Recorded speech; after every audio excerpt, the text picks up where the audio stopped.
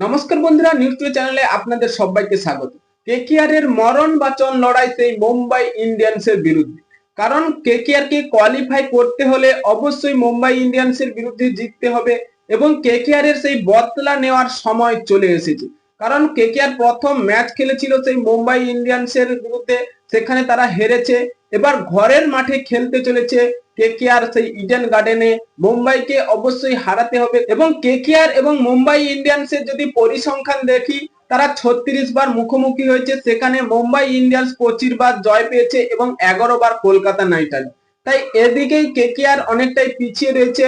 তাই মুম্বাই ইন্ডিয়ান্সের যেসব ক্রিকেটাররা রয়েছে সবাই ইন্ডিয়ার ক্রিকেটে দুর্দান্ত পারফরমেন্স। এই রোহিত শর্মা, হার্দিক পান্ডিয়া, সূর্যকুমার যাদব, জাসপ্রীত বুমরা, তিলক বর্মা সকলেই দুর্দান্ত ফর্মে এবং ইন্ডিয়ায় রাজ করে বেড়াচ্ছে। সেই দলের বিরুদ্ধে কেকেআর পারফরমেন্স কেমন করবে, কারণ একটা ম্যাচ হেরে রয়েছে এই আইপিএল এ। এবার তারা ঘরের মাঠে এবং কেকেআর ইডেন গার্ডেনে যে জয়টা পেয়েছে গুজরাট টাইটেলস এর বিরুদ্ধে, কারণ সেই মুম্বাই ইন্ডিয়ান্স এর ওপেনিং জুটিটাকে ফেলাতে হবে সেই রয়্যাল রিকলটন এবং রোহিত শর্মা। এই রোহিত শর্মা ইডেন গার্ডেনে যে কতটা আক্রমণাত্মক খেলতে পারে এবং যত রেকর্ড রয়েছে সেই রোহিত শর্মার, তিনি এই ইডেন গার্ডেনেই করেছে। তাই এই ইডেন গার্ডেনের মাঠ সম্পর্কে তার খুবই পরিচিত এবং তিনি এখানে হাত খুলে খেলতে পারেন। তাই যতদূর সম্ভব কেকেআর কে পাওয়ারফুলেতে সেই সুনীল নারিনকে নিয়ে আসতে হবে এবং রোহিত শর্মা উইকেটটা নিতে হবে। আজকের আমরা দেখতে চলেছি জাসপ্রীত বুমরা ভার্সাস ফ্লিন অ্যালিন এবং সুনীল নারিন ভার্সাস রোহিত শর্মা। এবং মুম্বাই ইন্ডিয়ান্সের বিরুদ্ধে যদি জয় পেতে চাই, কেকেআর কে ওপেনিংটা পরিবর্তন করতে হবে। কারণ সেই আজিঙ্কে রাহানে ভাই একটাও ম্যাচ জ্বলে উঠতে পারছে না।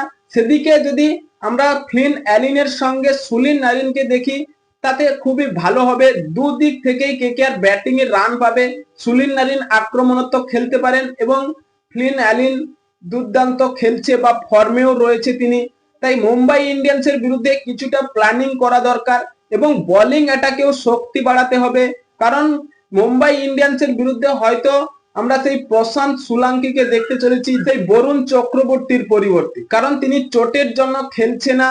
এবং গুজরাট টাইটেলস এর বিরুদ্ধেও কিছুটা খড়িয়ে খড়িয়ে বল করেছে।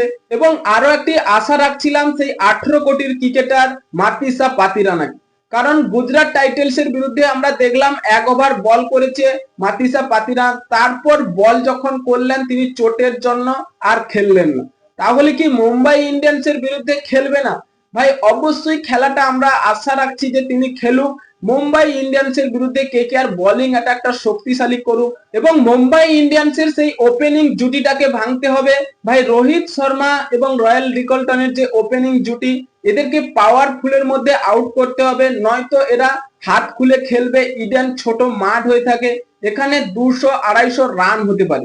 কেকেআর কোয়ালিফাই করার থেকে এক ধাপ এগিয়ে গেছে, কারণ চেন্নাই সুপার কিংস হেরে গেছে এবং হায়দ্রাবাদ ভাই সেখানে জয় পেয়েছে। তারা অবশ্যই কোয়ালিফাই করেছে তিনটে দল, সেটা হচ্ছে আরসিবি, গুজরাট টাইটেলস এবং হায়দ্রাবাদ।